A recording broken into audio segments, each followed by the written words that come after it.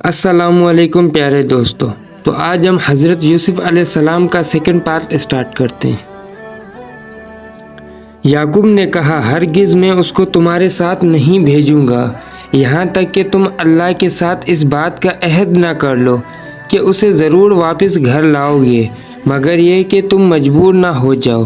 انہوں نے اللہ سے عہد کیا اور یعقوب نے کہا، اللہ ہماری بات پر نگہبان ہے۔ اور یعقوب نے اپنے بیٹوں سے کہا، اے میرے بیٹو، تم سب ایک دروازے سے شہر میں داخل نہ ہونا بلکہ مختلف دروازوں سے داخل ہونا۔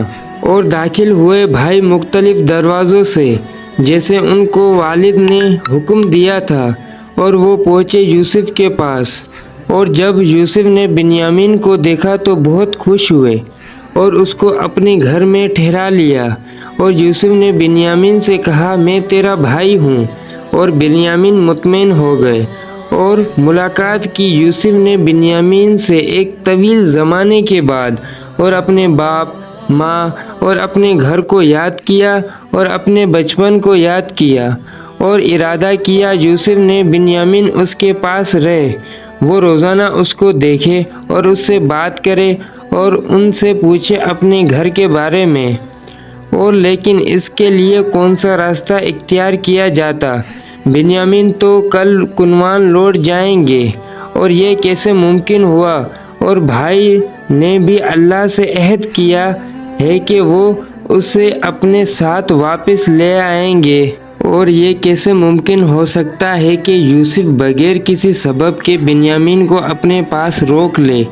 اور لوگ کہیں گے کہ بادشاہ نے ایک کنوانی کو بغیر کسی سبب کے روک لیا ہے۔ بے شک یہ بہت بڑا ظالم ہے۔ اور لیکن یوسف بہت عقل مند اور ذہنی تھے۔ یوسف کے پاس ایک قیمتی برتن تھا جس کو وہ اپنے پینے کے کام میں لاتے تھے۔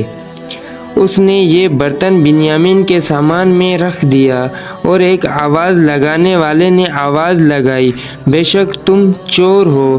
بھائی متوجہ ہوئے اور انہوں نے کہا، تمہاری کیا چیز گم ہے؟ انہوں نے کہا، ہم بادشاہ کا برتن گم کر بیٹھے ہیں، اور جو شخص لے آئے اس کو ایک اونٹ کا سامان انعام دیں گے۔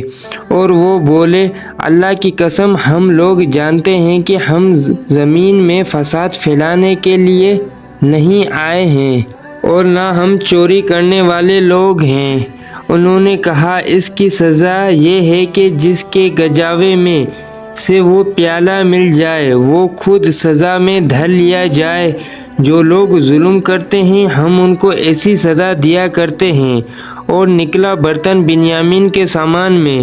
بس بھائی شرمندہ ہوئے، اور لیکن انہوں نے بغیر شرمندگی سے کہا، اگر بنیامین نے چوری کی ہے تو اس کے بھائی یوسف نے بھی چوری کی تھی۔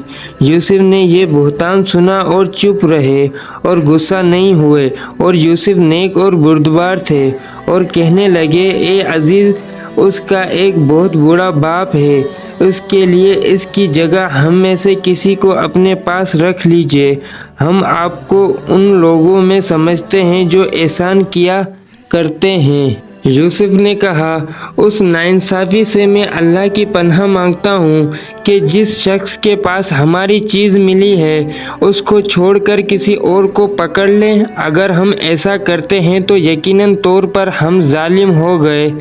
اس طرح بنیامین یوسف کے پاس رہ گئے، اور وہ دونوں بھائی بہت خوش ہوئے۔ اور یوسف کافی عرصے سے تنہا تھے اور اپنے گھر والوں سے کسی کو بھی نہیں دیکھا تھا۔ تحقیق اللہ نے بنیامین کو ان کے پاس بھیج دیا تھا، تو کیوں نہ وہ ان کو اپنے پاس روکتے، اس کو دیکھتے اور اس سے باتیں کرتے۔ کیا یہ ظلم ہے ایک بھائی اپنے بھائی کے پاس رہے؟ کبھی نہیں، کبھی نہیں۔ بھائی حیران ہو کہ وہ اپنے والد کی طرف کیسے لوٹیں، اور بھائی سوچ رہے تھے کہ وہ اپنے والد سے کیا کہیں گے۔ بے شک کل انہوں نے یوسف کی معاملے کی وجہ سے ان کو تکلیف پہنچائی تھی، کیا وہ آج بنیامین کی وجہ سے اپنے والد کو تکلیف پہنچائیں گے؟ بہرحال ان میں جو بڑا بھائی تھا اس نے یعقوب کے پاس لوٹ کر جانے سے انکار کر دیا اور اس نے اپنے بھائیوں سے کہا، جاؤ اپنے والد کے پاس اور ان سے کہو کہ ابا جان آپ کے بیٹے نے چوری کر لی تھی اور ہم نے وہی بات کی ہے جو ہمارے علم میں آئی ہے اور غیب کی نگرانی تو ہمارے بس میں نہیں تھی۔ اور جب یعقوب نے یہ ماجرا سنا تو وہ جان گئے کہ بے شک اس میں اللہ کا ہاتھ ہے اور تحقیق اللہ تعالیٰ ان کا امتحان لے رہا ہے۔ کل یوسف کی وجہ سے تکلیف پہنچائی گئی تھی اور آج بنیامین کی وجہ سے تکلیف پہنچائی گئی ہے۔ بے شک اللہ تعالیٰ ان پر دو مصیبتیں جمع نہیں کرے گا۔ بے شک اللہ تعالیٰ ان دونوں بیٹوں کی وجہ سے تکلیف نہیں دے گا۔ بے شک اللہ تعالیٰ ان کو یوسف اور بنیامین جیسے بیٹوں کی وجہ سے تکلیف نہیں دے گا۔ بے شک اللہ تعالیٰ کا ہاتھ اس میں مخفی ہے۔ بے شک اللہ تعالیٰ اس میں اللہ کی خفیہ حکمت ہے۔ بے شک اللہ تعالیٰ اپنے بندوں کا ہمیشہ امتحان لیتا رہتا ہے، پھر وہ خوشی بھی دیتا ہے اور ان پر انعام بھی کرتا ہے۔ پھر بڑا بیٹا یعقوب کا مصر میں رہا اور اس نے کنعان اپنے وطن جانے سے انکار کر دیا۔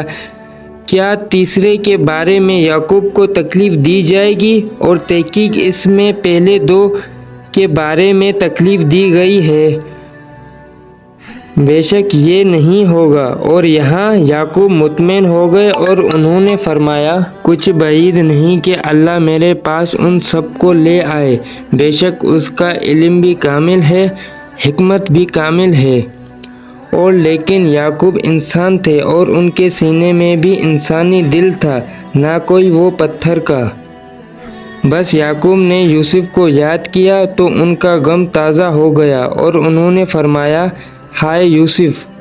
اور ان کو اپنے بیٹوں نے ملامت کیا اور کہا، آپ برابر یوسف کو یاد کرتے رہیں گے موت تک۔ یعقوب نے فرمایا، میں اپنے رنج غم کی فریاد تم سے نہیں، صرف اللہ سے کرتا ہوں، اور اللہ تعالیٰ کے بارے میں جتنا میں جانتا ہوں اتنا تم بھی نہیں جانتے۔ اور یعقوب جانتے تھے کہ مایوسی کفر ہے اور یعقوب کو اللہ سے بڑی امید تھی، اور بھیجا یعقوب نے اپنے بیٹوں کو مصر کی طرف تاکہ وہ یوسف کو بنیامین کو تلاش کرے اور وہ اس میں کوشش کرے، اور یوسف نے ان کو اللہ کی رحمت سے نا امید ہونے سے منع کیا۔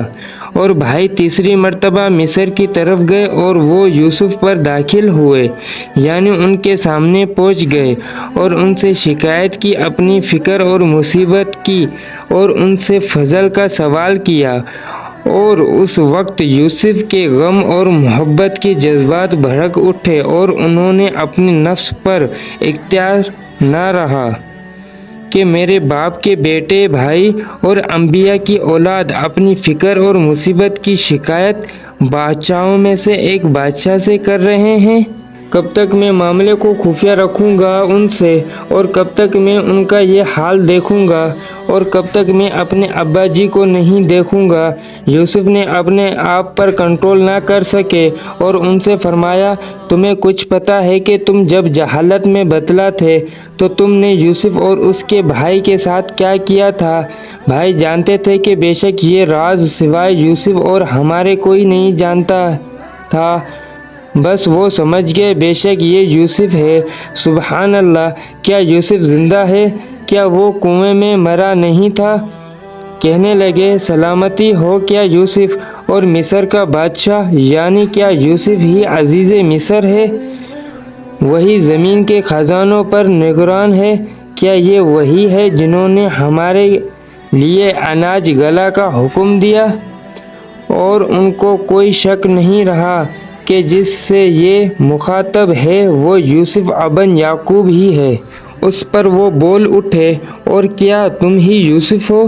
اور یوسف نے کہا، میں یوسف ہوں اور یہ میرا بھائی ہے، اللہ نے ہم پر بڑا احسان فرمایا ہے۔ حقیقت یہ ہے کہ جو شخص تقوی اور صبر سے کام لیتا ہے تو اللہ نیکی کرنے والوں کا اجر ضائع نہیں کرتا۔ انہوں نے کہا، اللہ کی قسم، اللہ تعالیٰ نے تم کو ہم پر ترجمہ دی ہے کہ ہم یقیناً خطا کار تھے۔ یوسف نے ان کو ان کے کیے پر ملامت نہیں کیا، بلکہ فرمایا اللہ تمہیں معاف کرے، وہ سارے رحم کرنے والوں سے بڑا رحم کرنے والا ہے۔ یوسف کو اشتیاق ہوا یعقوب سے ملنے کا، اور کیسے اشتیاق نہ ہوتا، تحقیق جدائی لمبی ہو گئی تھی اور وہ کیسے صبر کر سکتے تھے ابھی جبکہ راز ظاہر ہو گیا تھا، اور وہ کیسے ان کو کھانا اور پینا اچھا لگتا، حالانکہ اس کا باپ کو نہ پینا اچھا لگتا تھا اور نہ ہی کھانا اور نہ ہی سونا۔ تحقیق راز کھل گیا، ظاہر ہو گیا، اور اللہ نے چاہا کہ یعقوب کی آنکھیں ٹھنڈی ہو جائے، اور تحقیق یعقوب زیادہ رونے اور غم کی وجہ سے نابینا ہو گئے تھے۔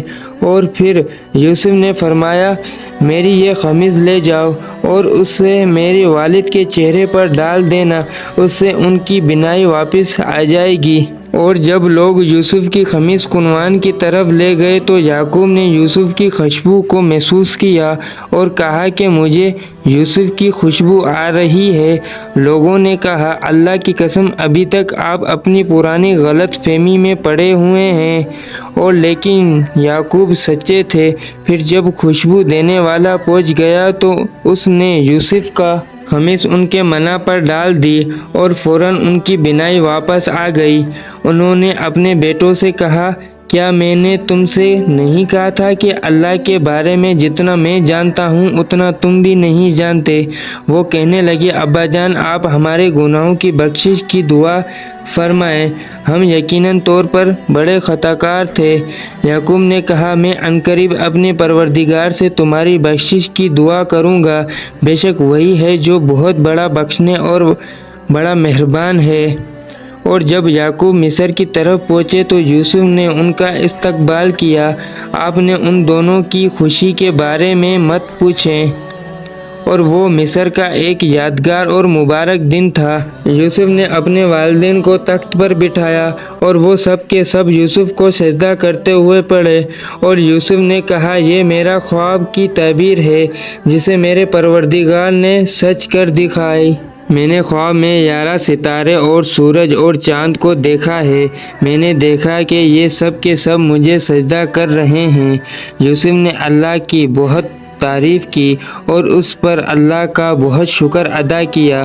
اور یعقوب اور آل یعقوب ایک لمحے عرصے تک مصر میں رہے۔ یعقوب اور اس کی بیوی مصر میں ہی فوت ہو گئی۔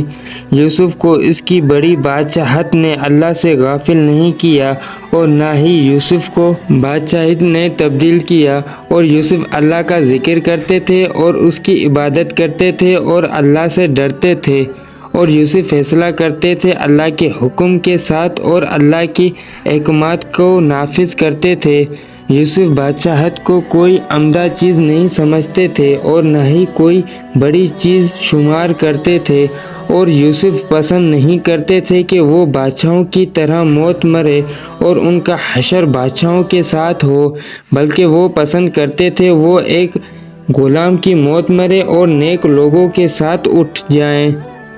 اور یوسف کو دعا یہ تھی میرے پروردگار تو نے مجھے حکومت سے بھی حصہ عطا فرمایا اور مجھے تعبیر خواب کا علم سے بھی نوازا۔